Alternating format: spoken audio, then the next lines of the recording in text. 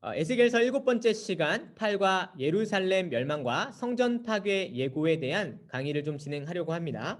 오늘은 특별히 7번째 주죠. 팔과를 배우는데 성경을 읽기로는 우리 28장까지 읽어오라고 좀 말씀을 드렸습니다. 어제도 좀 이게 강의를 준비하면서 다시 한번 28장까지 좀 읽는데 마음에 큰 은혜가 있었습니다. 특별히 24장 오늘 내용을 중심으로 배우고 25장 이후에 나타나는 이방 나라의 심판에 대한 내용들은 다음 주 국가에서 이제 쭉 같이 배울 거니까요. 오늘은 24장을 중심으로 강의를 좀 진행해 보도록 하겠습니다.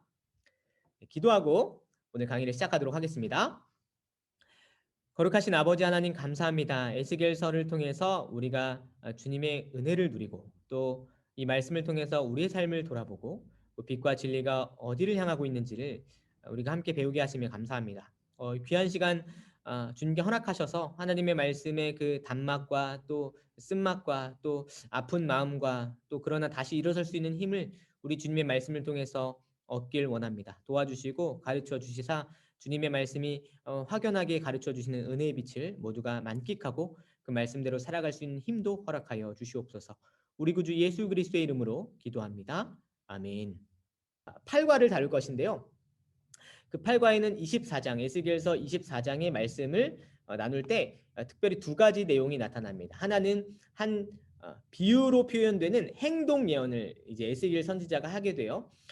가마를 태우는 그런 비유 행동을 하게 되는데 이 녹슨 가마는 누구를 상징하게 되냐면 표징하냐면 예루살렘 성읍을 이야기하게 되는 거예요. 그리고 나아가서 이것과 결부해서 그러한 멸망과 심판이 어떠한 상황 속에서 이제 에스겔의 마음 가운데 들어오게 되냐면 이런 예루살렘의 심판이 에스겔 아내의 죽음하고 아주 깊게 연결이 되는데 하나님께서 이 녹슨 가마의 행동 예언을 하게 한 이후에 에스겔의 아내가 갑작스럽게 죽게 되는 그런 장면을 에스겔서에서 보여주십니다. 오늘은 읽으시면서 마음이 많이 아프실 것이고 저도 준비하면서 마음이 참 많이 아팠지만 그러나 이 안에서 주시는 하나님의 마음과 뜻은 무엇인가를 또 같이 보면서 오늘 우리는 어떻게 살아야 되는가를 한번 생각해 보려고 합니다. 여러분 특별히 24장에는 에스겔서에서 그 기록이 남겨져 있는데 어떤 게 남겨져 있냐면 날짜가 좀 기록이 되어 있어요. 여러분도 보셨다시피 에스겔서 1장에서도 서른째 해 넷째 달 초닷새라는 아주 구체적인 날짜가 적혀 있던 것 기억나시죠? 그리고 오늘 24장 1절에도 아홉째 해 열째 달 열째 날이라는 아주 구체적인 날짜가 기록이 되고 있습니다.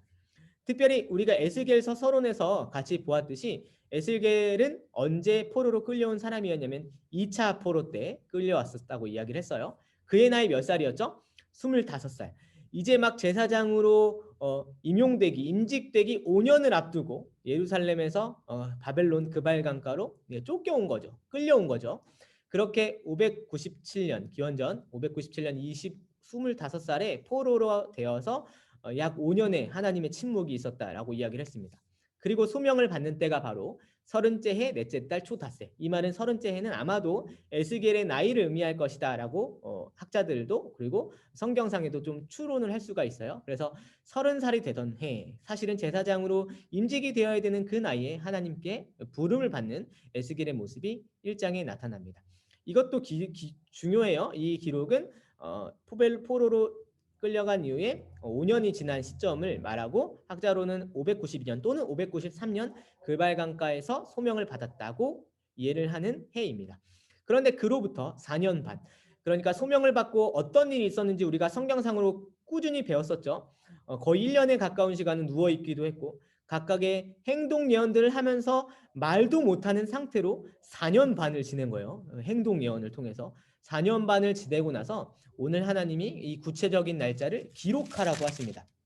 24장에는 1절에 이렇게 되어 있죠. 아홉째 해 열째 달 열째 날. 이것은 아마도 포로 귀환 그러니까 포로로 끌려온 이후에 한 9년 정도 된 해를 의미하는 것 같은데 그 해에 그 어떤 일이 있었는지 역사적으로는 BC 588년 1월 15일 전후의 어떤 행적인 것 같은데 이날 어떤 일이 있었는가를 한번 생각해 보려고 합니다. 정리하면 서른째 해는 그의 사역의 시작을 의미했던 때였고 두 번째 날짜 아홉째 해 열째 달 열째 날은 588년에 있었던 어떤 한 사건을 하나님께서 기록하게 하기 위해서 날짜를 기록하라고 하셨는데 그때는 아마도 임박한 멸망에 대한 하나님의 선포를 말하려고 이 날짜를 기록하게 하셨습니다.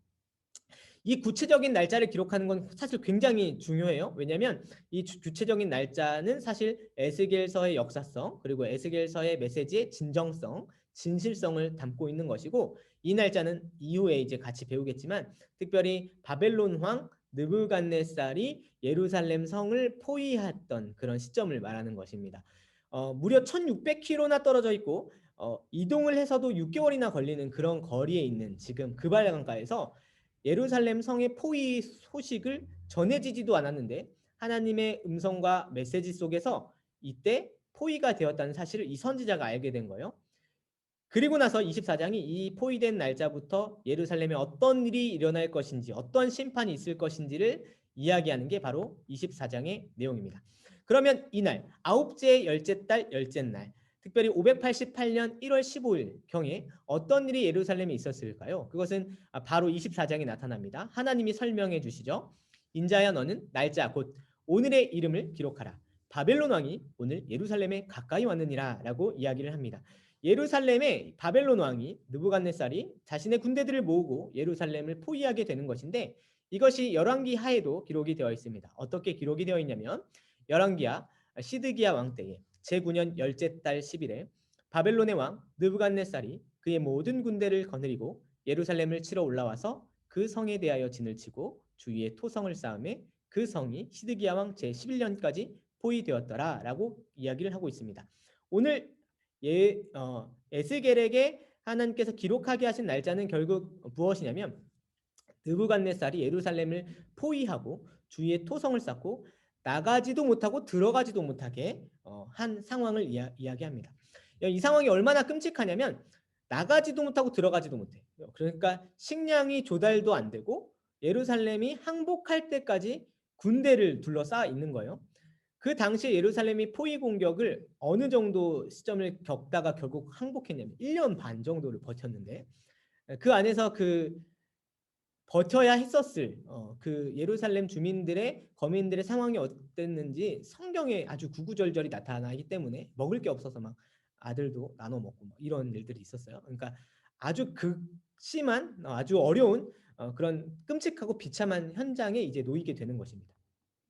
근데 하나님께서는 이렇게 예루살렘이 포위되었다는 소식을 에스겔의 입을 통해서 이야기하고 나서 한 비유, 행동 예언을 하게 하시는데요. 그게 오늘 24장의 주된 내용입니다. 무엇이냐면 예루살렘을 녹슨 가마로 표현을 하십니다. 녹이 쓴 가마로 표현을 하십니다. 이 가마는 어떤 요리를 하거나 어떤 뭐 오늘 말씀처럼 무언가 물을 붓고 고기를 삶는 그런 그릇을 의미하는데 특별히 이 가마가 녹이 났다고 이제 성경에 표현이 되어 있습니다.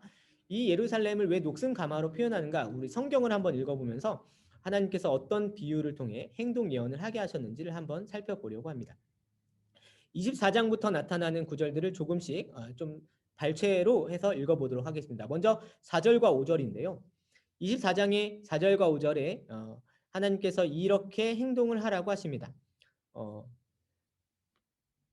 가마를 이제 한 장소에 걸라고 하세요. 이제 건 후에 물을 붓고 양떼에서 한 마리를 골라 각을 뜨고 그 넓적 다리와 어깨 고기의 모든 좋은 덩이를 그 가운데에 모아 넣으며 고른 뼈를 가득히 담고 그 뼈를 위하여 가마 밑에 나무를 쌓아 넣고 잘 삶되 가마 속의 뼈가 무르도록 삶을지어다 라고 이야기하시고 6절에 그러므로 주 여호와께서 이같이 말씀하셨느니라 피를 흘린 성읍 녹슨 가마 곧 그 속에 녹을 없이 하지 아니한 가마여 화 있을진저 제비 뽑을 것도 없이 그 덩이를 하나하나 꺼낼지어다. 9절에 그러므로 주 여호와께서 이같이 말씀하셨느니라 화 있을진저 피를 흘린 성읍이여 내가 또 나무 무더기를 크게 하리라. 나무를 많이 쌓고 불을 피워 그 고기를 삶아 녹이고 국물을 졸이고 그 뼈를 태우고 가마가 빈 후에는 숯불 위에 놓아 뜨겁게 하며 그 가마의 녹을 달궈서 그 속에 더러운 것을 녹게 하며 녹이 소멸되게 하라. 이 성읍이 수고함으로 스스로 피곤하나 많은 녹이 그 속에서 벗겨지지 아니하며 불에서도 없어지지 아니하는도다. 특별히 하나님께서 녹슨 가마를 하나를 걸라고 하셨는데 그 가마 안에는 녹이 아주 많이 쓸어 있는 그런 가마를 말하는 거예요. 그런데 그 가마에서 무엇을 하라고 하셨냐면 물을 붓고 한 마리의 양을 가지고 각을 떠서 그대로 그 안에 놓으라고 하셨어요. 이것을 고아서 삶기 시작하는데 뼈가 무를 때까지 삶으라고 말씀을 하십니다. 그리고 나서 그 녹이 쓴 가마에다가 양 한 마리를 뼈가 무를 때까지 삶는다고 한번 생각을 해봐요. 그 녹이 어떻게 됐겠습니까? 그 가마에 있는 녹이 같이 묻어 나오면서 그 아주 벌건 어떤 정체를 알 수 없는 요리가 됐겠죠. 사실 그건 아주 좋은 양을 넣었지만 도저히 사람이 먹을 수 없는 그런 요리가 되는 것입니다. 하나님이 어떻게 하시냐면 그거를 그냥 부어버리라고, 고를 것도 없이 뽑을 것도 없이 그 덩이를 하나하나 꺼내라고 말씀을 하십니다. 그리고 그 피를 얻다가 부으라고 하시냐면 맨 바위 위에 무언가도 아무것도 덮지 않은 그냥 돌 위에다가 그것을 다 부으라고 말씀을 하시는데, 이것은 이후에 설명을 하겠지만 아무것도 덮지 않은 곳에 피를 흘리는 예루살렘 주민들의 포악한 행동을 상징하는 거예요. 맨 바위에 피를 흘린다. 이건 어떤 의미가 되냐면 원래 피를 흘리면 부끄러워하거나 수치스러워하거나 숨기려고 하기 위해서 그 피를 흙으로 덮거나 이렇게 감춰야 되는데, 예루살렘에서 자행되는 포악과 강탈은 어떤 상태냐면 사람들의 양심도 상실한 채 바위 위에 그냥 피를 버젓이 흘려놓는 상태로 하나님과 사람 앞에 포악과 강탈을 자행하는 행동을 했던 것이죠. 지금 녹슨 가마는 사실 어떤 걸 의미하냐면 예루살렘 성읍을 의미하고 있는 것입니다. 그 안에 녹이 가득 차서 도무지 사람이 사용할 수도 없는 그런 가마의 상태를 말하는 것이죠. 하나님이 어떻게 12절까지 말씀하시냐면 보시다시피 이 고기를 다 버리고 나서도 나무를 많이 쌓고 이 가마 자체를 불을 피워서 고기가 녹아질 정도까지 국물을 졸이고 뼈를 완전히 태워버리고 가마가 빈 후에는 숯불 위에 놓아서 더 뜨겁게 하고 가마의 녹을 달궈서 그 속에 더러운 것을 녹게 하고 녹이 소멸되게 할 때까지 한번 태워보라고 말씀을 하시는 겁니다. 이미지가 혹시 그려지세요?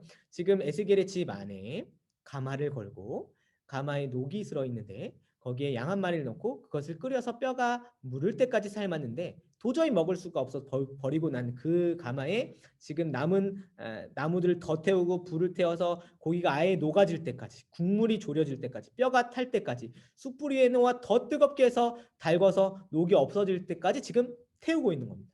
집안의 전경 혹시 떠오르세요? 집 안에 사람들은 행동 예언을 하기 때문에 오늘은 무슨 메시지를 전하는가 궁금해서 찾아온 사람들이 지금 가마가 타고 있는 거, 불이 나는 거, 연기가 나는 거, 그 쾌쾌한 냄새와 녹이 전혀 지워지지 않는 그런 상황이 펼쳐져 있는 겁니다. 누가 그 집에 있었죠? 에스겔과 그 아내가 그것을 지켜보면서 에스겔의 행동 예언을 하는 것이죠. 근데 하나님이 이렇게 하고도 녹이 어떻게 된다고 말씀을 하시냐면 13절에 13절에 너의 더러운 것들 중에 음란이 그 하나이니라. 내가 너를 깨끗하게 하나 내가 깨끗하여지지 아니하니 내가 내게 향한 분노를 풀기 전에는 내 더러움이 다시 깨끗하여지지 아니하리라.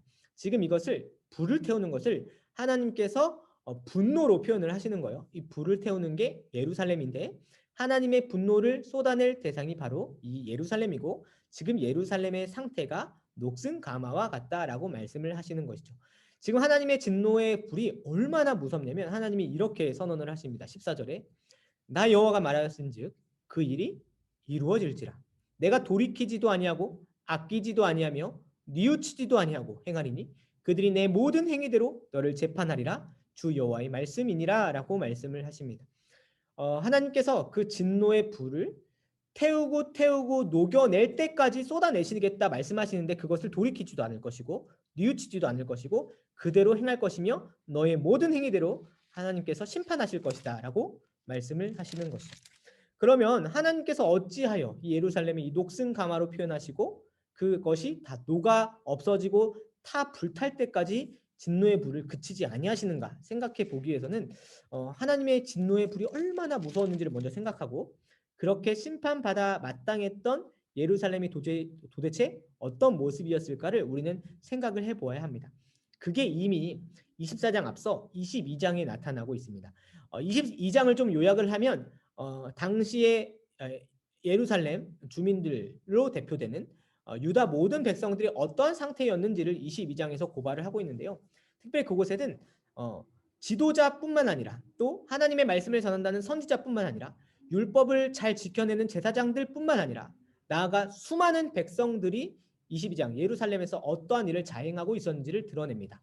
이스라엘 고관들의 죄악을 드러내고 이후에 선지자들이 하나님 앞에 반역하고 그 탈취물을 만들고 제사장들이 부정한 그 상황을 고발하시고 나아가서 백성들조차 포악과 강탈을 자행하고 있었다라고 이야기를 하고 계십니다.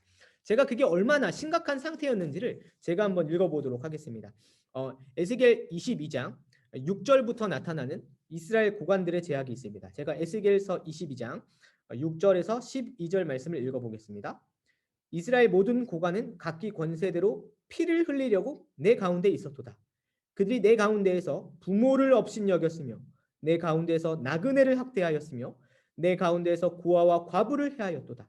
너는 나의 성물들을 업신여겼으며 나의 안식일을 더럽혔으며 내 가운데 피를 흘리려고 이간을 붙이는 자도 있었으며 내 가운데 산 위에서 재물을 먹는 자도 있었으며 내 가운데 음행하는 자도 있었으며 내 가운데 자기 아버지의 하체를 드러내는 자도 있었으며 내 가운데 월경하는 부정한 여인과 관계하는 자도 있었으며 어떤 사람은 그 이웃의 아내와 가증한 일을 행하였으며 어떤 사람은 그의 며느리를 더럽혀 음행하였으며 내 가운데 어떤 사람은 그 자매 곧 아버지의 딸과 관계하였으며 내 가운데 피를 흘리려고 뇌물을 받는 자도 있었으며 내가 변돈과 이자를 받았으며 이익을 타며 이웃을 속여 빼앗았으며 나를 잊어버렸도다. 주 여호와의 말씀이니라. 아멘. 지금 22장의 상황이 어떤 상황인지 그려지세요? 하나님의 법도와 율례와 말씀을 떠난 이스라엘 고관들로 대표되는 지도자들이 행하는 일들이 이방 신들의 우상 숭배와 그 풍습과 전혀 다르지 않은 상태로 자행되고 있었다는 게 드러나는 것이죠.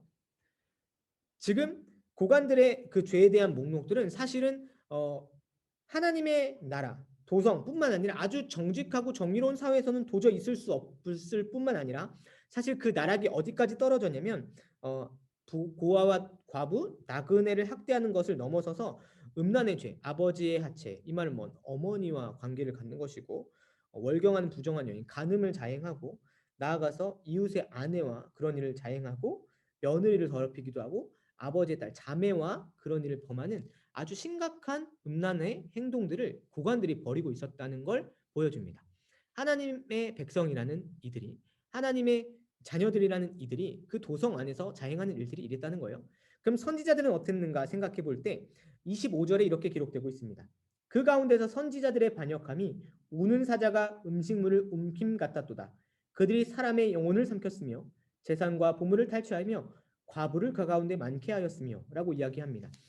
마땅히 해야 될 하나님의 말씀이 아니라 음식물을 위해서 살아가고 그것을 가지고 재산과 보물을 탈취할 뿐만 아니라 과부를 더 만들어내는 일들을 이 선지자들이 자행하였습니다. 제사장들은 어떠하였냐면 26절에 그 제사장들은 내 율법을 범하였으며 나의 성문을 더럽혔으며 거룩함과 속된 것을 구별하지 아니하였으며 부정함과 정한 것을 사람이 구별하게 하지 아니하였으며 그의 눈을 가리어 나의 안식일을 보지 아니하였으므로 내가 그들 가운데에서 더럽힘을 받았느니라. 제사장이 더 앞서서 부정한 것을 가지고 하나님을 더럽게 하고 성물을 더럽히는 일들을 자행하고 있었다라고 이야기를 하고 있는 것이죠. 나아가 27절은 고관들에 대해서도 이야기를 하고 있지만 특별히 29절에는 이 모든 일이 고관, 선지자, 제사장뿐만 아니라 바로 그 땅 백성들이라고 표현되는 모두를 향하고 있다는 걸 말씀하십니다. 29절은 이렇게 기록됩니다. 이 땅 백성은 포악하고 강탈을 일삼고 가난하고 궁핍한 자를 압제하고 나그네를 부당하게 학대하였으므로 라고 말씀을 하십니다. 이 모든 일이 예루살렘의 처지였고 그러한 지경까지 떨어졌음을 보여주고 계신 것이죠. 하나님이 어떻게 말씀하셨을까요? 바로 이렇게 말씀하십니다. 22장 14절과 16절에 내가 내게 보응하는 날에 내 마음이 견디겠느냐? 내 손이 힘이 있겠느냐? 나 여호와가 말하였으니 내가 이루리라. 내가 자신 때문에 나라들의 목전에서 수치를 당하리니 내가 여호와인 줄 알리라 하셨다 하라 하셨습니다. 하나님께서 이 모든 일, 고관과 선지자와 제사장과 모든 백성들이 자행했던 그 폭압에 대해서 주님은 보응하시겠다라고 말씀하시며 너가 견딜 수나 있겠느냐? 너의 손이 그때는 힘이 있겠느냐라고 말씀을 하시는 것이죠. 너의 자신 때문에 18장에서 보았듯이 너의 죄악 때문에 그 세대의 죄악이 너 자신 때문에 모든 나라들의 목전에서 수치를 당하는 심판을 받게 될 때야 비로소 내가 여호와인 줄 알리라 깨닫게 되리라라고 말씀을 하시는 것입니다. 여러분 바로 이런 상태였습니다. 예루살렘의 상황이 주님이 이런 녹슨 가마와 같은 예루살렘의 상태를 보면서 사실 묵묵히 참아 오신 것이죠. 얼마나 참아 오셨냐면 30절에는 하나님의 마음이 이렇게 기록이 되고 있는데 하나님께서는 무엇이라 22장 30절에 하나님의 마음을 표현하시냐면 이 땅을 위하여 성을 쌓고 성 무너진 데를 막아서서 나로 하여금 멸하지 못하게 할 사람을 내가 그 가운데서 찾다가 찾지 못하였으므로 내가 내 분노를 그들 위에 쏟으며 내 진노의 불로 멸하여 그들 행위대로 그들 머리에 보응하였느니라 주 여호와의 말씀이니라 라고 말씀을 하십니다. 하나님은 끊임없이 그들의 악행과 또 끊임없는 파멸의 지경까지 떨어지는 그들을 위해서 주님은 끊임없는 인내와 자비와 인자와 긍휼로 기다리셨지만 그러나 주님은 결국 찾다가 찾지 못한 그 백성들을 향하여 주님은 진노의 불을 쏟아내시는 것이죠. 녹슨 가마와 같은 상태였던 예루살렘의 상태를 우리가 한번 정리해 보려고 합니다. 그 예루살렘은 사실 그 이름의 뜻이 평화의 도시죠. 평화의 도시. 근데 하나님은 녹슨 가마 행동 예언 비유를 통해서 예루살렘 무엇이라고 고발하시냐면 피의 성읍이다. 녹이 쓸었던 그런 이 가마의 피의 성읍이라고 설명을 하시는 것이죠. 이 녹슨 상태가 피가 가득한 성읍을 상징하는 것입니다. 그 피의 성읍 예루살렘은 지금 어떤 상태였는지 우리가 보았냐면 폭력과 강탈이 자행되고 사회적인 부패가 팽배했던 것을 우리는 보게 됩니다. 24장이 나타나지만 맨 바위에 그것을 다 부어내었다라고 하나님이 말씀하시면서 피의 성읍이라고 말씀을 하시는데 이 맨 바위 위에서 했다는 건 어떤 의미냐면 덮지도 않고 공공연히 하나님과 사람 앞에서 이 불법이 부패가 자행되고 있었다는 걸 보여줍니다. 마치 우리 사회 같죠? 우리 시대 같죠? 아주 공공연히 불의와 부패가 사실 이익이라는 이유로 공공연히 자행되는데 그게 아주 뻔뻔하고 당연하게 시행이 되는 그런 일들이 맨 바위에서 펼쳐지고 있다라고 하나님이 말씀을 하십니다. 찾다가 주님이 어떻게 하시냐면 진노의 불로 그 분노로 보응하시겠다라고 말씀을 하시는 것이죠. 우리는 24장의 전반부를 먼저 생각할 때 하나님의 진노의 불이 그들의 불의와 얼마나 조응하고 있는지 그들의 불의는 얼마나 깊은 지경까지 떨어졌는지를 먼저 생각해야 할 것이고 더불어 그에 보응하시는 하나님의 진노의 불은 얼마나 무서운가를 깊이 생각해 보아야겠습니다. 시대의 악을 하나님이 어떻게 하시냐면 모른다 하시거나 안 보시는 것이 아니라 그것을 다 지켜보고 계시고 그 악이 얼마나 팽배했는지를 하나님은 다 기억하고 목격하고 계신다는 것이죠. 그리고 주님은 어떻게 하시냐면 그 값을 그 악에 대해서 반드시 분노하시는 아주 공평하시고 정의로우시고 공의로우신 하나님이라는 걸 우리는 24장 전반부에서 보아야 됩니다. 먼저 무엇이 들어야 되냐면 그 죄 앞에 단호하게 심판하시는 그 하나님의 두려우심, 하나님의 그 분노를 우리는 두려워하면서 먼저 생각을 해야 하는 것이죠. 24장 전반부가 그렇게 하나님의 심판의 예고로 다가온다면 24장 하반부에 나타나는 한 사람의 죽음은 우리로 하여금 그 심판이 얼마나 끔찍한 상황으로 비참한 상황으로 이어지는지를 일면 보게 하고 동시에 하나님의 마음도 생각해 보게 합니다. 한 사람의 죽음을 통해서 우리는 그 심판의 현장, 곧 예루살렘이 멸망하는 현장이 얼마나 비참한 상태까지 떨어지는지를 먼저 보아야 되고 그것을 말씀하시는 하나님의 마음도 한번 생각해 보려고 합니다. 예루살렘은 어떻게 비참한 처지까지 떨어지는가 그리고 하나님의 마음은 어떠한가를 이 한 사람의 죽음을 통해서 생각해 보려고 합니다. 여러분들 읽어오셨기 때문에 아시겠지만 24장에는 에스겔의 아내가 죽습니다. 한 사람이 죽기 때문에 우리는 그 사람의 죽음이 단 두 구절에서 그냥 기록이 되고 끝나요. 그러니까 그 에스겔의 아내의 삶이 어떠했는지 또 어떠한 마음이었는지 또는 어떠한 행동을 했는지 우리는 이 두 구절 외에는 알 수 없기 때문에 아주 성경상에서 근거 구절을 통해서 그의 삶을 추론해 볼 수는 있지만 사실은 단 두 구절에만 나타나는 에스겔 아내의 삶을 다 이해는 할 수는 없습니다. 그러나 성경 전체를 통해서 에스겔의 아내가 어떤 삶을 살았을 것인지 또 그 구절상의 근거를 통해서 에스겔에게 아내는 어떤 존재였는지를 한번 생각해 보려고 합니다. 에스겔의 아내가 죽습니다. 근데 우리는 먼저 그 죽음 앞에서 그녀는 어떤 삶을 살았는가를 한번 생각해 보려고 합니다. 먼저 그녀는 어떤 사람이었냐면 성경에 기록되었듯이 에스겔의 아내였습니다. 그 말은 무엇이냐면 그녀는 포로가 되기 이전에 제사장의 아내로서 결혼을 했다는 것이죠. 여러분 레위기 21장 7절 8절 그리고 13절에서 15절에는 레위인 제사장의 아내가 어떠한 그런 덕목들을 갖고 있어야 하는지가 나타납니다. 그녀는 부정한 여인이어서도 안 되고 가늠한 여인이어서도 안 되고 이혼하거나 과부인 사람도 안 되는 하나님 앞에서 정결하고 흠이 없는 그런 류의 어떤 사람이 되어야만 합니다. 그러니까 제사장도 정결하고 거룩하게 구별되어야 됐지만 동시에 제사장의 아내가 되는 여인도 구별되고 정결한 여인으로서 이제 인정이 되어야 됐다는 것이죠. 그걸 생각해 보면 에스겔의 아내가 어떠한 인물이고 신앙이 있고 어떠한 덕망으로 사람들에게 인정받았을지 우리는 생각을 해볼 수 있습니다. 에스겔의 아내는 그렇게 생각했을 때 정결한 여인으로 아마도 에스겔의 아내가 되었을 것입니다. 제사장의 아내를 꿈꾸었겠죠. 그런데 제사장의 아내를 생각하면서 결혼한 이 에스겔의 아내는 에스겔이 포로로 끌려가는 것과 동시에 그 모든 제사장의 꿈이 에스겔이 좌절되었듯이 제사장의 아내로서의 역할을 더 이상 할 수 없게 됩니다.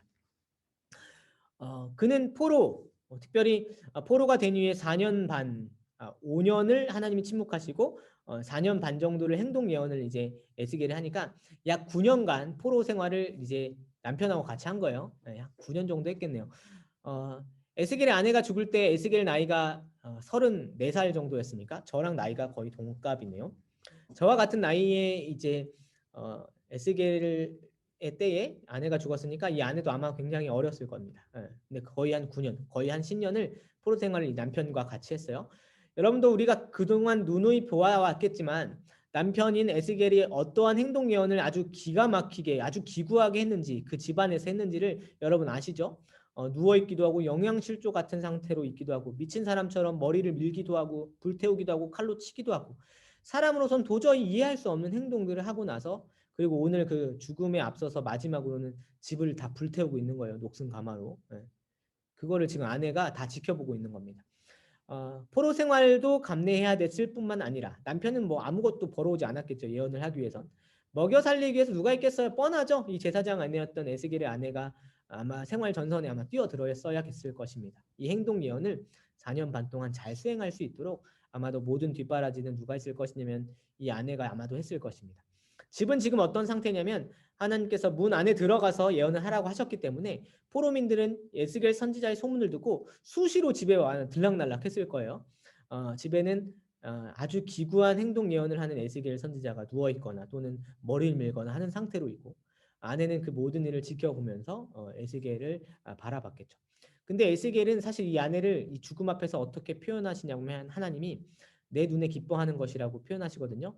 에스겔의 눈에 가장 기뻐하는 사람이 누구였냐면 사실 아내였어요. 그래서 아마도 이것을 통해서 추정해 보길 그럼에도 남편 에스겔 선지자를 아마도 이 아내는 격려하고 위로했을 것이라는 걸 우리는 알게 됩니다. 확실한 것은 이 아내도 이 포로 생활 동안에 또 남편의 행동 예언의 기간 동안 돕는 배필로서 함께 견뎌갔던 사람이었다는 걸 생각해 보게 되는 것이죠. 근데 어떻게 하시냐면 하나님께서 그 아내, 그 함께 그 모든 일을 견뎌갔던 아내, 그래서 에스겔의 눈에는 가장 기뻐했던 그 아내를 이렇게 하신다고 말씀하십니다. 인자의 내가 내 눈에 기뻐하는 것을 한 번 쳐서 빼앗으리니 너는 슬퍼하거나 울거나 눈물을 흘리거나 하지 말라라고 말씀을 하십니다. 여기서 표현되는 아내에 대한 기록이 어떻게 되어 있습니까? 하나님 보시기에도 에스겔의 눈에 기뻐하는 사람이 바로 아내였다는 걸 생각해 봅니다. 이 근거 구절을 통해서 학자는 어떻게 설명을 하냐면 모두가 혹시 에스겔을 사랑하지 않았다 하더라도 그의 젊은 아내만은 그를 사랑했다는 걸 말해준다라고 이해해요. 그렇죠? 에스겔의 눈에도 가장 기쁨이 되고 위로가 되는 사람이 누구였냐면 아내였던 것이죠. 어떤 의미에서는 그 행동 예언 4년 반의 그 행적을 버텨낼 수 있었던 힘은 물론 하나님이 주신 영광과 임재의 소명이 가장 우선적인 근거가 되었지만 그것을 뒷받침해 주었던 아내의 눈물 또 아내의 또 지지가 있지 않았을까 생각해 보게 됩니다. 근데 하나님 어떻게 하신다고 하십니까? 그 아내를 쳐서 빼앗겠다라고 말씀을 하십니다. 그런데 더 기구합니다. 그렇게 한 번 하나님 쳐서 빼앗으신다고 말씀을 하시면서 뭐라고 하시냐면 동시에 16절부터 너는 슬퍼하거나 울거나 눈물을 흘리거나 하지 말며 죽은 자들을 위하여 슬퍼하지 말고 조용히 탄식하며 수건으로 머리를 동이고 발에 신을 신고 입술을 가리지 말고 사람이 초상집에서 먹는 음식물을 먹지 말라 하신지라. 내가 아침에 백성에게 말하였더니 저녁에 내 아내가 죽었으므로 아침에 내가 받은 명령대로 행했다라고 기록을 하고 있습니다. 여기서 슬퍼한다, 운다, 눈물 흘리건다. 이것은 어떤 의미냐면 죽은 자들을 위해서 특별히 했던 행동들이죠. 당연히 슬픔과 우는 것과 또 눈물 흘리는 건 당연히 아주 아끼는 대상을 상실했을 때 나타나는 사람의 기본적인 표현입니다. 그런데 그런 사람의 기본적인 반응과 표현을 하지 말라라고 말씀을 하시는 것이고, 당시에 죽은 자들을 애도하기 위한 문화가 어떤 문화가 있었냐면 수건으로 이제 머리를 동이거나 발에 신을 신거나 입술을 가리는 행동들을 했었는데 또는 초상집의 음식을 먹거나 이런 일들로 슬픔을 기렸는데 이런 일들을 다 하지 말라고 하시는 거예요. 수건을 머리를 동이거나 발에 신을 신거나 입술을 가리는 것도 하지 말고 조상집에서 먹는 음식물도 먹지 말라고 하시는 것입니다. 그냥 아무 일도 없었던 것처럼 하라고 하시는 거예요. 마치 아무 일도 없었던 것처럼. 이 일을 듣고 나서 에스겔이 어떤 상황으로 있었을까요? 그 말씀을 듣고 이 말씀을 백성에게 전하라고 하시니까 그 아침에 그 백성들이 자기 집에 모여 있는데 그 백성들에게 이 말을 하는 거예요. 오늘 우리 아내를 데려간다 하시고 나는 그 일상을 그냥 묵묵히 살아내라고 하나님 말씀하셨어. 그렇게 백성들 앞에서 이야기를 하는 것이죠. 그날 아내가 죽는 것입니다. 그 에스겔의 마음이 어땠을까 생각해 보면 충분히 우리는 그 에스겔이 어떠한 심정 속에서 가장 기뻐하는 아내를 생각하면서 곧 죽을 아내를 생각하면서 이런 이야기를 했을까 생각해 보게 됩니다. 근데 보면 내가 아침에 백성에게 말했고 아내가 죽어서 명령대로 행했다. 이렇게 그냥 아주 간결하고 아주 단순하게만 기록되어 있고 에스겔이 어떤 심정이었는지 어떤 비탄함이 있었는지를 하나도 기록되지 않고 오히려 아주 의도적으로 아주 직접적으로 더 짧게 딱 기록하고 끝낸 것 같은 그런 기록이 있잖아요.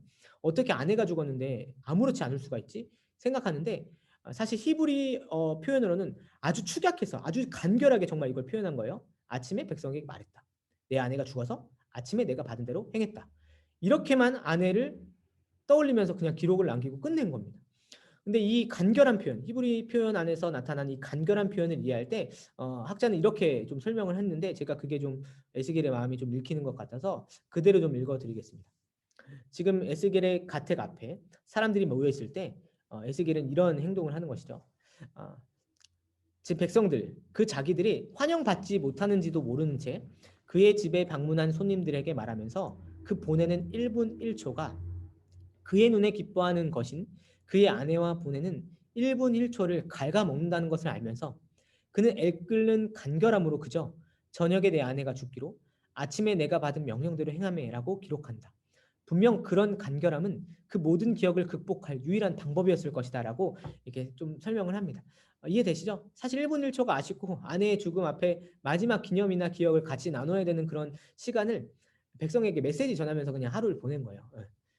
그리고 나서 저녁에 아내가 죽었다. 그 기록의 간결함으로 표현하지 않고는 자기의 그 극심한 아픔을 탄식을 표현할 다른 방법을 찾지 못했을 것이다라고 설명을 하는 것이죠. 일면 좀 괜찮은 추정 같다는 생각이 들었어요. 그 마음을 이해하는 좋은 추정 같다는 생각이 들었습니다. 결국 이 표적, 특별히 이 아내의 죽음을 통해서 우리는 그 아내의 죽음이 무엇을 상징하는가 우리는 생각을 해보아야겠죠. 하나님이 괜히 데려가신 게 아니니까. 그러면 우리는 그 사건이 발생할 때 어떤 기적과 같은 그런 사건이 발생할 때 그 의미를 읽어내는 것을 특별히 그냥 눈에 보이는 기적이 아니라 어떤 의미를 담고 있는 표적이라고 표현을 합니다. 에스겔 아내의 죽음은 분명한 표적입니다. 어떤 의미를 담고 있는 기적이죠.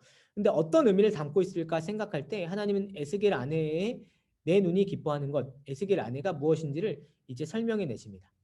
먼저 그들의 기쁨이 있었다라고 얘기합니다. 그들이 가장 열망했던 것은 무엇이냐면 예루살렘 그리고 나아가 성전이었습니다. 그들은 이 기쁨, 열망하는 것만 있으면 그들은 영원한 보호를 받겠다라고 생각했습니다. 이 그들이란 백성들을 말하는 것이죠. 에스겔의 눈에 기뻐했던 아내인 것처럼 그들의 기쁨에 가장 열망하고 가장 받는 유일한 대상은 사실 예루살렘이었고 성전이었습니다. 포로민들은 사실 어떤 상태로 예루살렘을 바라봤냐면 그 안에는 성전이고 또 자녀들도 있기도 하고 또 자기 어머니나 아버지를 두고 오기도 했던 아주 소중한 것이죠. 근데 어떻게 하시겠다고 하시냐면 그 예루살렘을 아내가 죽은 것처럼 파괴하겠다. 녹슨 가마처럼 진노의 불을 내리겠다 말씀하시는 것이죠. 그런데 그렇게 진노를 받는 그날이 어떠한 상태가 되는 것이냐면 마치 에스겔의 아내가 죽을 때 에스겔이 애도할 수 없었던 것처럼 그들은 예루살렘과 성전이 파괴되는 그 슬픔이 너무 자신을 압도해서 눈물도 또는 표현도 탄식도 도무지 할 수 없는 상태에 처한다는 것, 말도 할 수 없는 상태에 처한다는 걸 보여주는 것이죠. 에스겔 아내가 죽은 것처럼 가장 사랑하는 것을 잃을 뿐만 아니라 에스겔 아내의 죽음을 애도할 수 없었던 것처럼 예루살렘 성전과 그 도성이 파괴될 때 아무 말도 하지 못하는 이스라엘 백성들의 그 상황을 미리 표적을 통해서 예언하게 하시는 것입니다. 우리는 이쯤 되면 에스겔 아내의 죽음과 또 그 죽음이 가져올 애도하지 못하는 상황이 당시 예루살렘과 이스라엘 백성들에게 얼마나 큰 메시지로 들렸을까 생각해 볼 수 있습니다.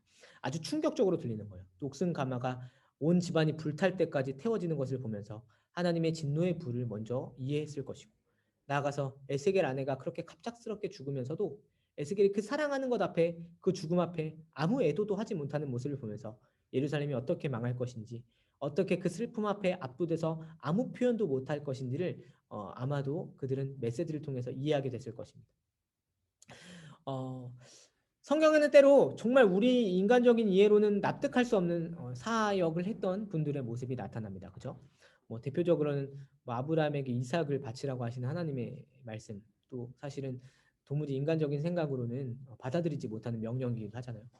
에스겔 아내가 죽은 것도 어떤 의미에서는 이렇게 부단히 사역을 해온 자신의 삶을 다 갈아 넣어서 사역을 한 선지자 에스겔이 가장 유일하게 기뻐했던 건 아내를 데려가시나 뭐 이런 생각이 드는 그런 마음이 들잖아요. 근데 사실은 하나님께서 이 에스겔 안에 아주 극적인 죽음을 가지고 보여주고자 하시는 것이 있는 것 같다는 생각이 들어요. 아브라함에게 이삭을 데려가기 위해 데려가신다고 말씀하시면서 그 독자를 데려가시겠다고 하시는 하나님의 마음이 무엇인가를 미리 보여주시는 것 같다는 생각이 듭니다. 이거는 정말로 사실은 성경 안에서 우리가 충분히 근거 있게 이해할 수 있는 것인데 그 근거 있게 이해할 수 있는 것은 무엇이냐면 우리 이해로는 이해가 되지 않지만 하나님의 마음을 우리가 생각해 보면 이 사건들이 각각 어떤 의미를 나중에 가리키는가를 우리는 떠올려 볼 수 있습니다. 무엇을 가리킬 수 있을까요? 먼저는 이 에스겔 아내의 죽음은 아주 큰 고통인데 그의 고통은 신비한 의미에서 어떤 고통이냐면 하나님의 고통에 좀 참여하는 것이 되는 것입니다. 아브라함도 에스겔도 도저히 사람으로서는 이해할 수 없는 명령 앞에 어떤 고통에 참여하는 거냐면 그 하나님의 신비한 고통, 아주 신비한 의미를 우리가 이해하자면 하나님의 고통 자체를 이제 이해하게 되는 그런 사명을 감당하게 되는 것입니다. 아브라함에게 바치라고 한 이삭을 어떻게 표현하셨는지 아십니까? 내 눈에 사랑하는 독자, 그죠? 내 사랑하는 독자 이삭을 바치라 하십니다. 이삭을 표현할 때 아브라함이 이삭을 아끼는 거를 하나님 모르는 게 아니에요. 더 구체적으로 말씀하십니다. 너의 사랑하는 바로 그 유일한 아들을 바치라고 말씀하십니다. 아브라함의 마음을 하나도 모르시는 게 아니에요. 하나님은 더 잘 알기 때문에 그 사랑하는 독자 이삭을 바치라고 하셨고 에스겔에게 눈에 유일하게 기뻐하는 게 아내인 걸 모르는 게 아니에요. 하나님이 뭐 더 구체적으로 말씀하시면 너의 눈에 기뻐하는 그 아내를 내가 데려갈 것이다 라고 말씀을 하시는 것이죠. 근데 이후에 하나님은 자신의 아들에 대해서 어떻게 표현을 하시냐면 아브라함이 이삭을 생각했던 것처럼 에스겔의 아내를 생각했던 것처럼 이 모든 걸 종합하여 더 압도하는 사랑을 누구에게 갖고 계셨냐면 이는 내 사랑하는 아들이고 내 기뻐하는 자라라고 말씀하셨던 바로 그 마태복음 3장 11절에 나타나는 그 세례 사건에서 하나님은 그 아들을 내 사랑하는 아들이고 내 기뻐하는 자다라고 말씀을 하십니다. 바로 그 독자, 그 사랑하는 아들을 어떻게 하신 것입니까? 우리가 고난 주간이 되면 늘 생각하는 것, 아브라함에게도 이해되지 않는 명령을 하셨고 에스겔에도 도무지 납득되지 않는 그 죽음을 주셨지만 사실은 이것은 누구를 가리키는 것이냐면 도무지 이해할 수도 없고 납득할 수도 없는 하나님의 그 신비한 사랑의 의미와 도무지 우리는 다 이해할 수 없는 하나님의 고통을 그 십자가에서 이해할 수 있게 되는 것이죠. 오늘 그 말씀 안에서는 우리는 하나님의 진노의 불이 그 녹슨 가마에서 어떻게 녹여질 때까지 쏟아내지는지를 생각하면서 동시에 하나님은 어떻게 그 아픔과 진노를 사랑하는 대상에게 쏟아내시는가도 우리는 한번 생각을 해보아야겠습니다. 에스겔도 고통스럽고 이 진노를 당해야 됐던 예루살렘 주민들도 힘들었지만 궁극적으로는 그 사랑하는 대상들을 심판하시고 진노를 쏟아내셔야 되고 궁극에 든 그 모든 죄악과 악의 모든 총체적인 진노를 그 심판의 자리인 십자가에서 그 아들에게 사랑하는 대상에게 기뻐하는 자에게 쏟아내시는 하나님의 그 고통스러운 마음과 사랑을 우리는 이해하겠습니다. 진노의 깊이를 이해하는 사람만이 하나님의 은혜와 사랑의 깊이를 더 이해할 수 있게 되는 것이죠. 그것이 지금 때로는 아브라함에게 때로는 에스겔의 그 사역의 현장 속에서 신비한 의미에서 하나님의 고통에 참여하고 있는 일면 하나님의 은혜와 그 사랑의 아픔이 얼마나 큰지도 우리는 생각을 해보게 됩니다. 그러면서 오늘 우리는 이 두 가지 내용, 녹슨 가마와 에스겔 아내의 죽음을 통해서 아주 중요한 교훈을 좀 떠올려 보려고 합니다. 여러분 먼저 무엇을 기억해야 되냐면 하나님의 마음과 뜻을 기억할 때 늘 두 가지를 생각해 보아야 합니다. 하나는 주님은 정말 진노하신다는 걸 생각해 보아야 합니다. 죄를 도무지 보실 수 없다는 걸 여러분 정말로 기억을 하셔야 됩니다. 하나님의 진노의 잔이 얼마나 무섭고 또 그걸 녹이려고 하는 주님의 진노의 불이 얼마나 깊게 담겨져 있는가를 생각해 보아야 하는 것이죠. 그것을 먼저 말씀하신 이유는 무엇일까요? 에스겔이 이 녹슨 가마 비유를 하고 나서 포위 공격을 당한다는 그 일을 먼저 선언하고 나서 1년 반 뒤에 이제 예루살렘이 정말 멸망합니다. 그 1년 반 그리고 소식이 전해지기까지 약 2년의 시간 동안 이 진노에 대한 하나님의 말씀을 들으면 당연히 백성들은 어떻게 이 말씀을 받아야 됐을까요? 하나님이 죄를 얼마나 보지 못하시는지 또 돌이키길 원하시는지를 알면 반드시 그들은 이 진노의 잔 앞에서 무엇을 먼저 생각해야 되냐면 내 죄를 보고 우리는 돌이키는 그런 회개의 역사가 있었어야 했을 것입니다. 하나님의 마음이 두 가지가 다 있는 것입니다. 진노의 잔을 쏟아내시지만 그것을 선언하시는 데에는 그 돌이키고 회복시키고자 하시는 하나님의 마음이 있는 것이죠.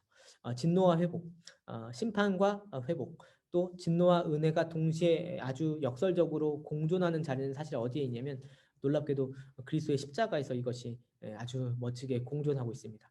같이 있을 수 없는 게 같이 있습니다. 진노와 회복이 같이 있고 심판과 회복이 같이 있고 진노와 은혜와 사랑이 같이 있는 말도 안 되는 자리가 바로 우리 주 예수 그리스도의 십자가인 것이죠. 하나님께서 그 진노를 얼마나 무서운지를 보여주시면서 동시에 그러나 그것을 아주 사랑하는 아들, 기뻐하는 자인 당신의 아들 예수 그리스도에게 쏟아내시는 것입니다. 전 역사와 전 세대의 죄를 마치 그 바늘 지점처럼 온 우주의 역사와 온 인류의 역사를 그 바로 그 진노의 잔에 그리스도의 십자가에 쏟아내시는 하나님의 사랑에는 그것을 보이시면서 돌이키길 원하시는 하나님의 사랑과 은혜를 우리는 같이 아주 역설적으로 공존해서 생각해 보게 됩니다. 이게 에스겔서의 특징 같다는 생각이 들어요. 그죠? 모든 심판 위에 회복을 말씀하시는 데에는 오늘 바로 그 자리에서 이 말씀을 듣고 있는 너희가 돌아오기를 원하시는 그 하나님의 사랑이 완연히 비추고 있고 에스겔의 아내의 죽음을 통해서 사실은 이후에 그리스도 예수를 통해서 예표되고 있는 그 하나님 아들을 향한 사랑과 그러나 그 아들을 버리시는 하나님의 그 아픔이 동시에 드러나고 있는 것 아닌가라는 생각 속에 오늘 우리는 우리의 삶을 다시 한번 돌아보게 됩니다. 우리는 오늘 에스겔의 그 행동 내용과 또 아내의 죽음을 통해서 우리는 무엇을 먼저 기억해야 될까요? 먼저 이것을 위해서 묵묵히 살아냈던 신앙의 선배들을 잊지 않아야겠습니다. 그렇죠? 에스겔 아내는 에스겔 아내의 삶을 열심히 살다가 열심히 간 거예요. 우리 눈에는 아주 비참하고 불쌍하지만 아마도 20대 정도 됐다가 열심히 남편 보필하다가 그냥 그렇게 죽었던 것 같아요. 그렇지만 묵묵히 살아낸 신앙의 선배는 그것을 뭐 푸념을 하거나 하나님을 원망하지 않고 묵묵히 그것을 받아들였던 것 같습니다.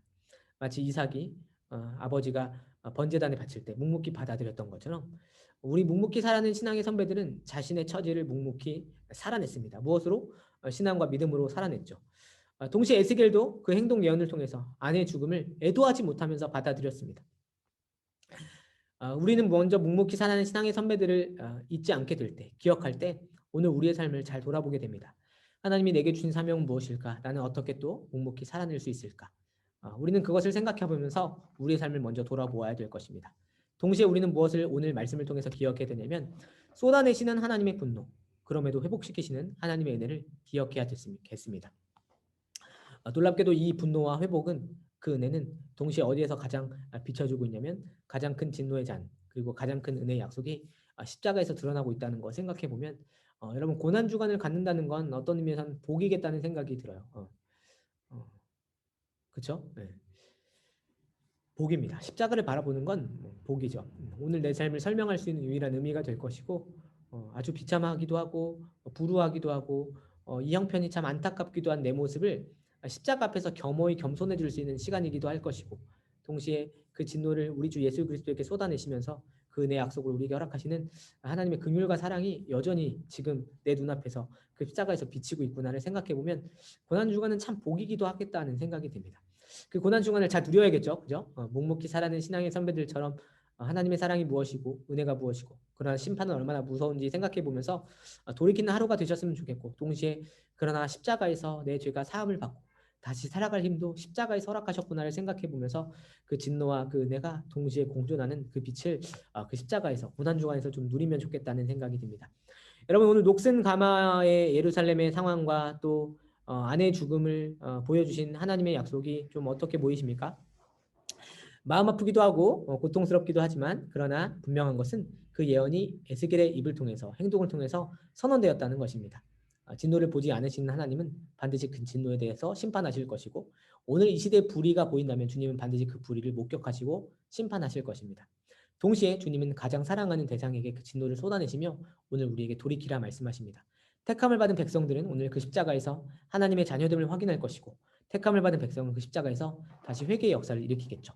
그 은혜를 오늘도 누리면서 오늘 이 성난 하나님의 진노의 잔을 보시면서 우리의 죄와 이 시대의 아픔을 같이 아파하며 눈물 흘리시고 동시에 에스겔 아내의 죽음을 애도하지 못했던 에스겔의 모습 속에서 하나님의 고통과 아픔이 얼마나 크셨을까 그 십자가에서도 다시 한번 생각해 볼 수 있는 여러분 되시기를 바랍니다.